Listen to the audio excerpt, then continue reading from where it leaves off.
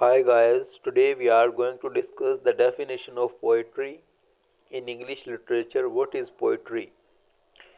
A genre of literature in which individual works are generally recognizable, जिसके अंदर किसी भी इंसान का वर्क जो है वो पहचान लिया जाए कि ये उसी ने लिखा है। जिस तरह हम अल्लामा इकबाल का शेर पढ़ते हैं तो हम फ़ौरन पहचान लेते हैं कि ये डॉक्टर साहब का शेर है।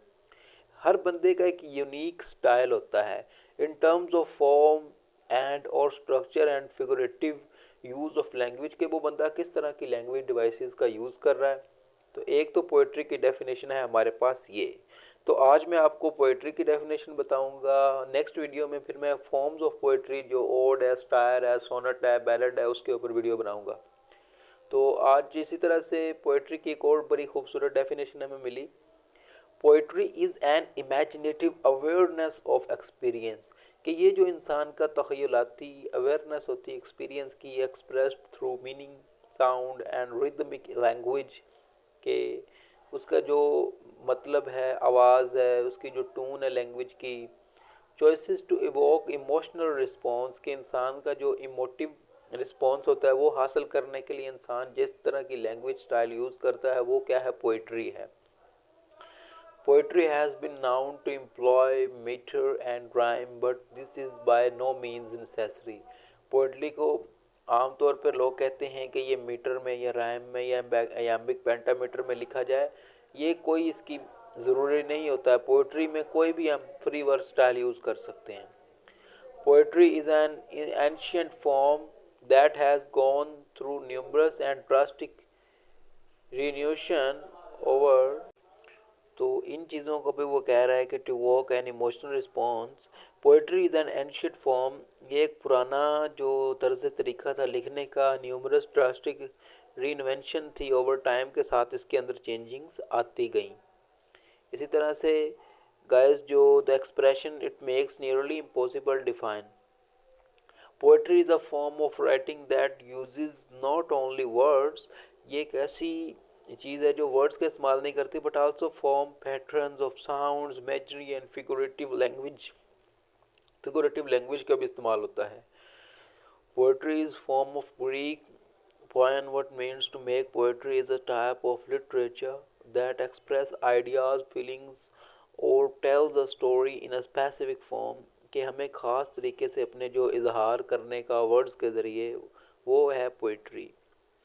Poetry uses a formal organization and it is often divided up into three lines. So these are basically kinds of poetry. So इसी तरह से गाइस अभी हम रॉबर्ट फ्रॉस्ट की खूबसूरत लाइन को देखते हैं कि उसने पोइट्री की डेफिनेशन किस तरह से की है। Poetry is when an emotion has formed, कहता है कि जब जज्बात जो हैं, इट्स थॉट, जब वो इंसान के जो जज्बात हैं वो कोई सोच तलाश कर लेते हैं, and the thought has found words, और उसको जो लफ्ज़ मिल जाते हैं उस जो सोच को, वो पोइट्री है।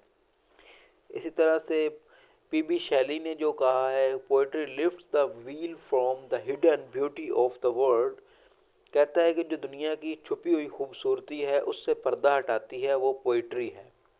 And makes familiar objects to be it's they were not familiar, और जो इंसान को अच्छे जो नहीं उसके साथ नवाकिफ वर्ड्स जो होते हैं उनसे वाकफ़ करती है।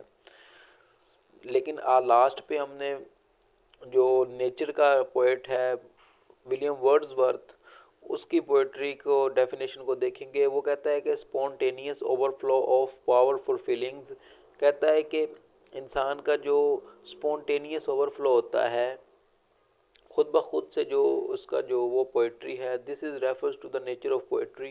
Poetry is a matter of feeling and mood, it flows from internal feeling to the poet.